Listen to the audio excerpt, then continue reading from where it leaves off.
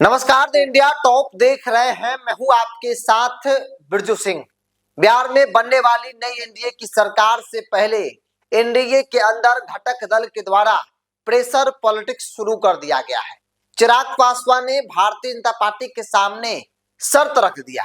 वो शर्त क्या है उस पर बात करेंगे, लेकिन उससे पहले जो एनडीए के अंदर कैबिनेट को लेकर फॉर्मूला तय किया गया है, जिस पर अंतिम मुहर लगनी बाकी है, लगातार जिस फॉर्मूले पर बातचीत हो रही है उस फॉर्मूले के अनुसार, उस बातचीत के अनुसार 36 सदस्यीय कैबिनेट में 17 मंत्री बीजेपी के होंगे, 15 मंत्री जनता दल यू के होंगे।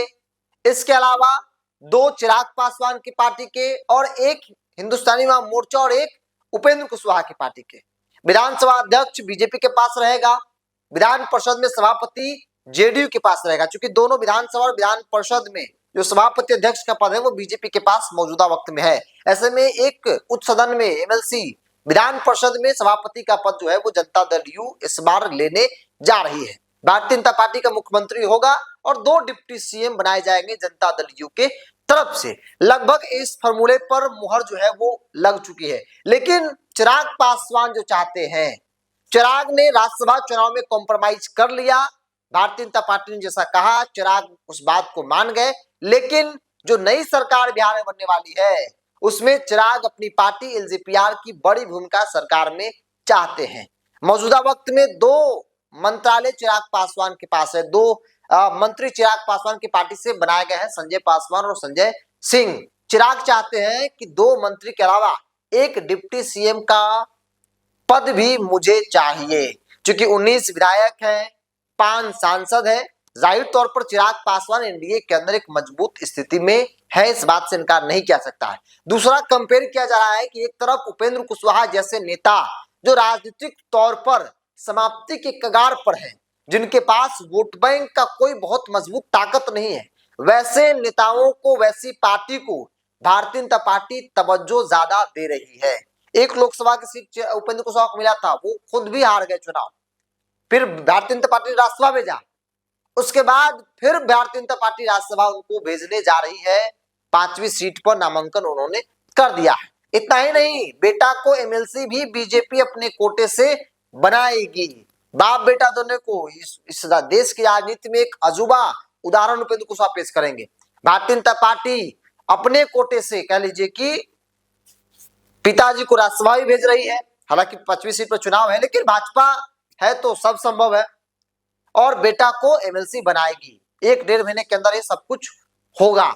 ऐसा हमको नहीं लगता, मेरी जानकारी में इस देश में कहीं पर दूसरी जगह पर ऐसा हुआ होगा। कहा यह जा रहा है कि जब उपेंद्र कुशवाहा को इतना भारतीय जनता पार्टी तवज्जो दे सकती है तो फिर चिराग पासवान क्यों नहीं, जबकि चिराग वोट ट्रांसफर कैपेसिटी के मामले में उनकी ताकत लोगों ने देख ली है।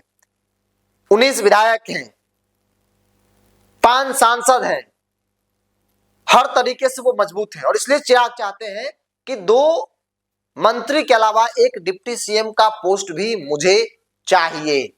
राज्यसभा में उनकी दावेदारी थी, वो चाहते थे कि एक राज्यसभा की सीट उनको मिले, क्योंकि 19 विधायक हैं, लेकिन भारतीय जनता पार्टी ने उनकी बात को नहीं माना। भारतीय जनता पार्टी ने कॉम्प्रोमाइज करने को कहा और वो कॉम्प्रोमाइज कर भी लिए, भाजपा की बात को मान लिए। लेकिन नई सरकार में, जो नई सरकार बिहार में बनेगी, नीतीश कुमार के बाद अब भारतीय जनता पार्टी का सीएम होगा, उस सरकार में चिराग एलजेपीआर की बड़ी भूमिका चाहते हैं। चिराग उप मुख्यमंत्री का पद चाहते हैं, क्योंकि 2 उप मुख्यमंत्री जेडीयू कोटे से बनाए जाएंगे। मौजूदा वक्त में 2 उप मुख्यमंत्री भारतीय जनता पार्टी कोटे से है।